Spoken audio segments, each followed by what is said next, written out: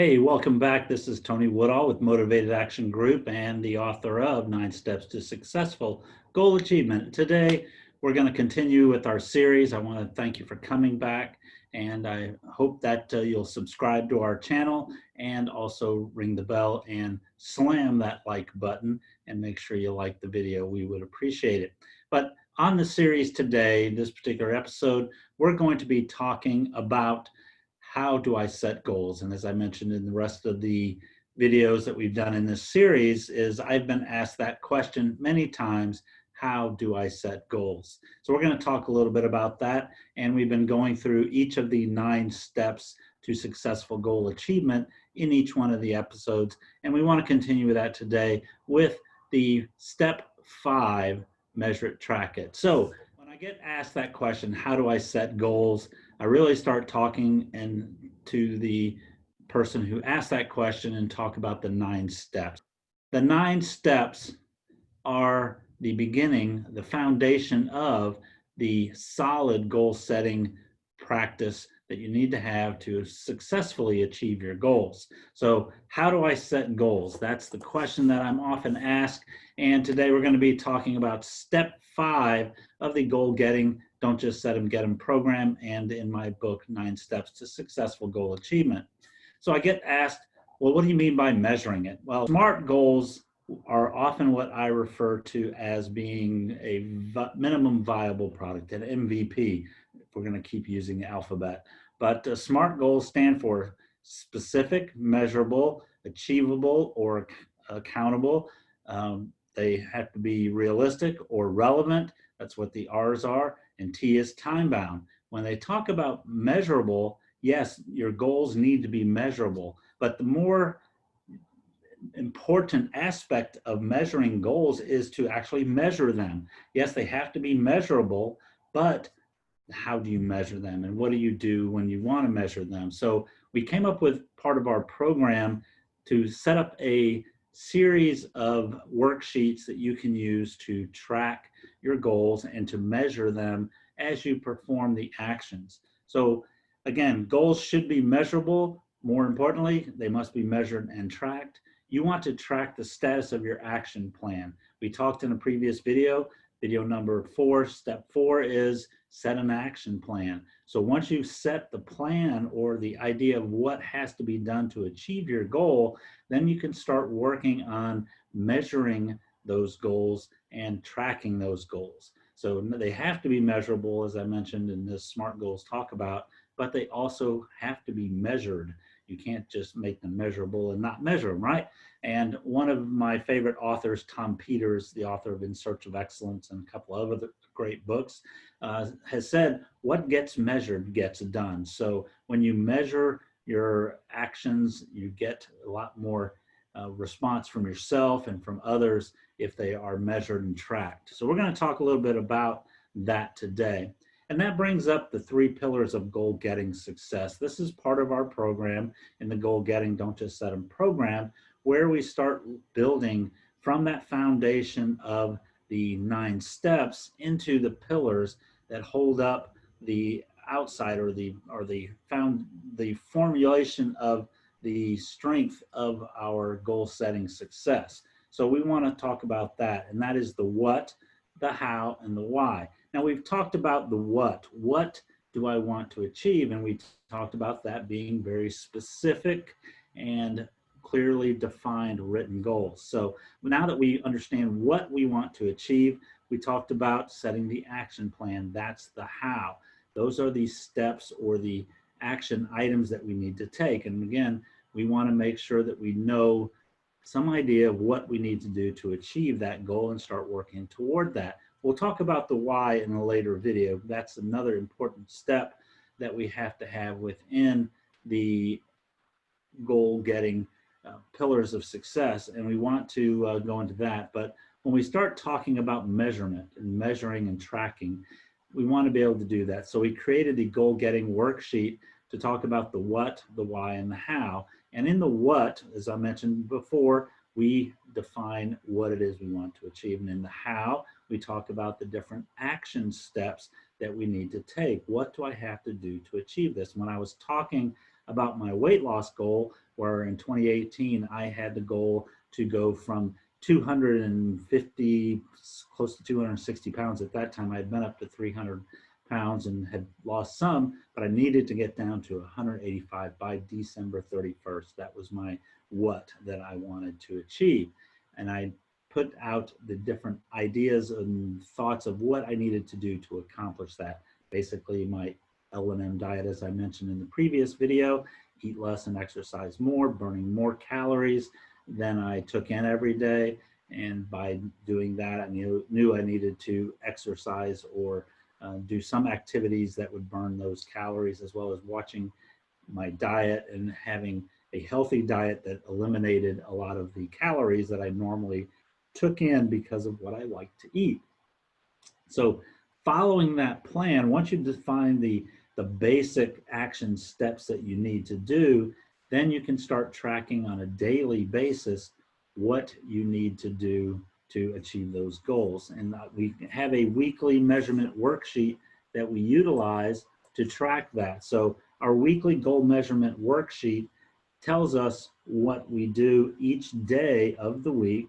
Now, not only are we tracking the items that we're attempting to perform for these different actions, but we are also going about using step number 9, which we'll come back, is the reward yourself. So we're talking about the rewards as we go through here. So as I said, these are not necessarily steps that you have to take in a linear, numerical fashion, but there are different parts that we work and build into the program while we're working on this. So what we're going to be talking about here in this weekly goal measurement worksheet is what we call value events. Though, even though we have certain goals, we have activities that can be done, we really want to track those items that bring value, or then by value, I mean move us forward towards our goal, that actually accomplish what we need to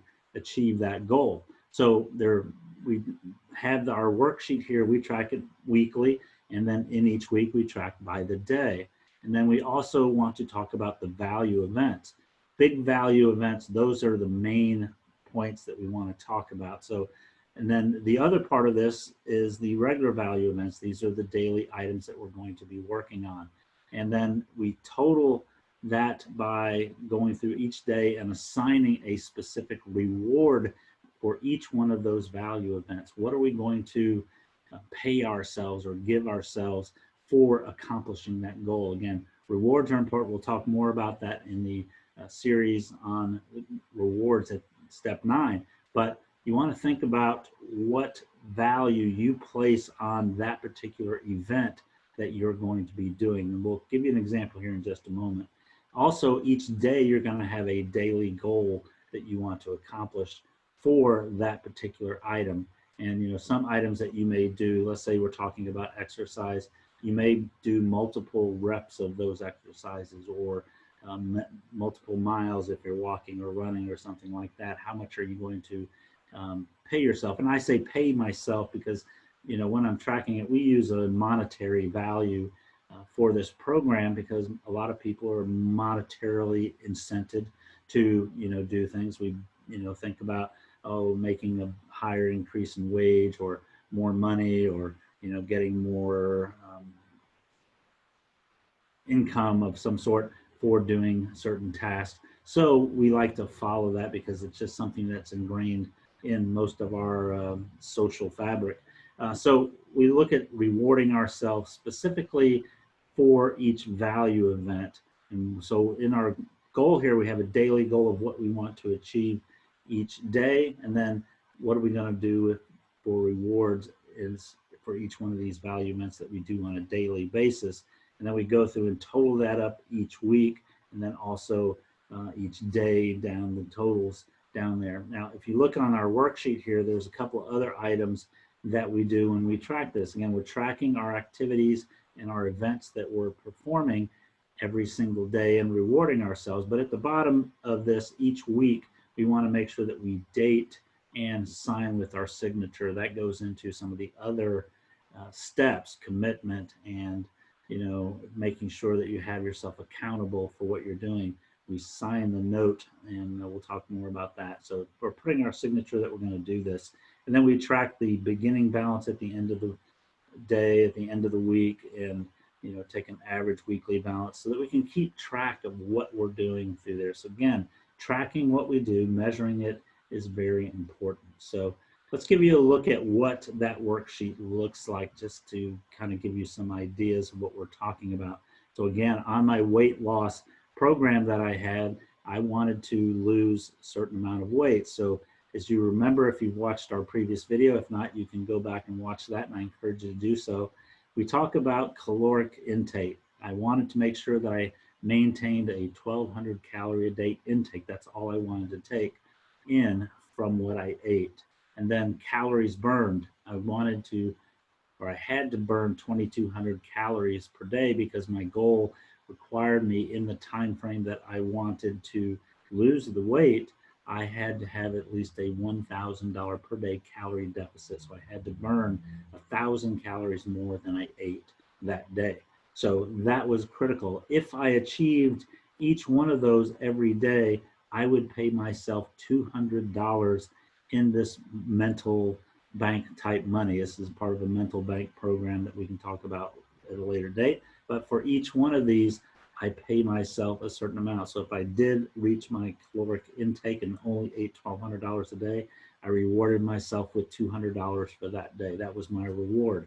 If I achieved my goal of burning 2,200 calories per day, again, I paid myself that $200. And again, if I did that and I had at least 1,000 calories per day, I paid myself $300. So you see, doing each one of those, I might not do that, but if I somehow had a 1,000 calorie per day deficit, I got paid more for that. So as you go across, you can see the totals. Now, as for the value events, for me, it was very important that I stopped eating bread, especially bread with gluten. Bread period is a carb regardless, but I ate a lot of breads that had gluten, and I'm not gluten intolerant. It had nothing to do with that.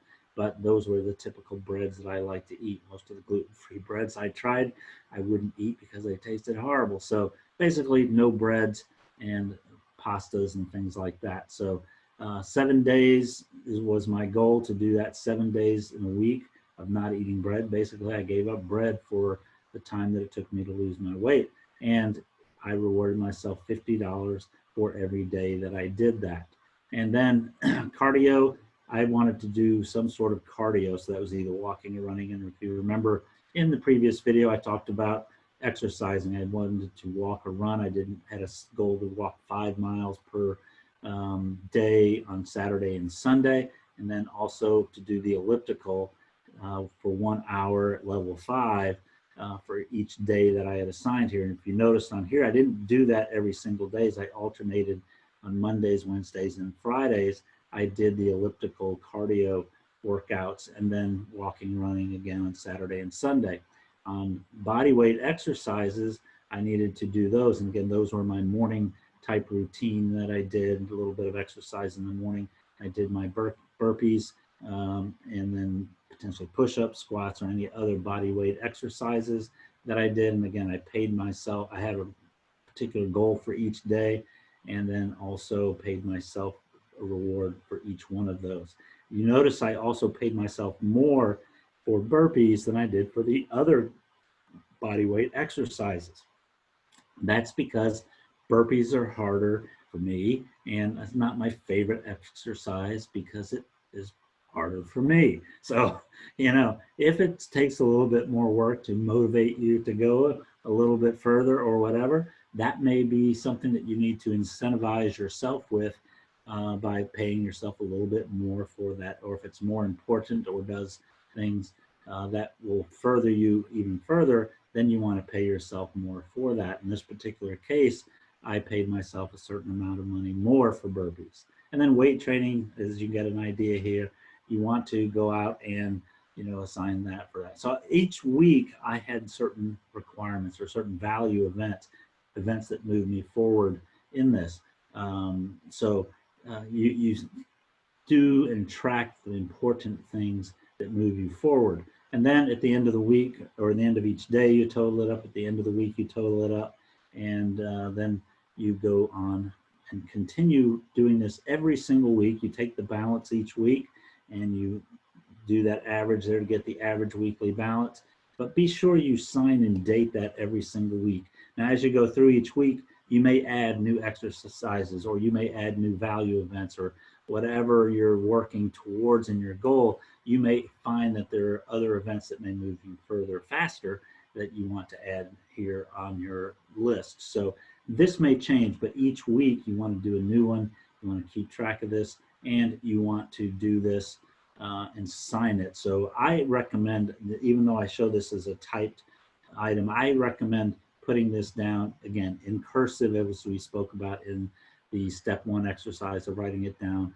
I recommend doing this by hand as opposed to keeping it on a spreadsheet. If you want to keep it on a spreadsheet as well, that's fine. I like to track it on a sheet of paper so that I can, again, get that working through the ideomotor response with my cursive handwriting, and it goes directly into the subconscious, bypassing that critical mind filter I mentioned earlier. That will cover when we start talking about limiting beliefs and how to overcome those.